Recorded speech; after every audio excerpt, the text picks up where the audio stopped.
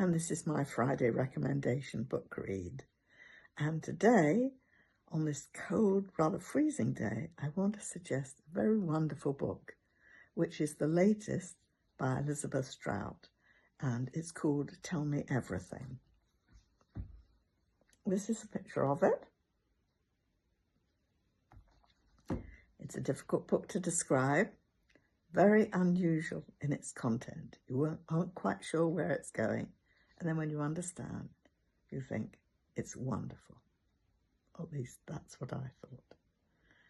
It's a book about a man called Bob Burgess, who lives in Crosby, Maine, and he's an older man, and it's really about him and a group of older people, all living in Crosby, Maine, some of them taken from Strout's earlier novels. So we have Olive Kittredge living there, and we also have Lucy Barton living there, and Lucy Barton's husband.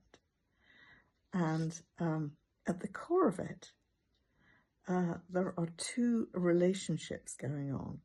One between Olive Kittredge, friendships or more, between Olive Kittredge and Lucy Barton, who hold a long conversation that goes on through the book, revealing the lives of many, many other people who live in Crosby and around. And the other one is between Lucy Barton and this Bob, who's a very close friend, and the friendship matches, equals and rivals Bob's marriage. And I think that is the core of the book, the kinds of different loves we have for people and what happens when one becomes threatened by the quality of the other. It's an extraordinary book because it talks about,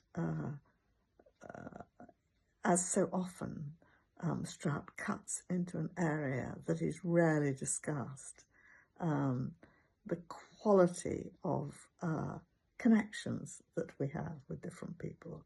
And many stories are told in this book. And one of them is the story of Bob's brother, older brother. And another is the story of a younger man living in Crosby, who Bob, who's a lawyer, defends in a law trial.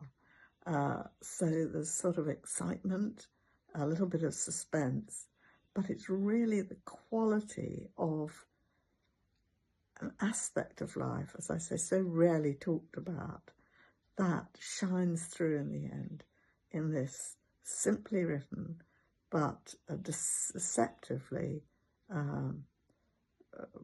profound, complex book that I thoroughly recommend.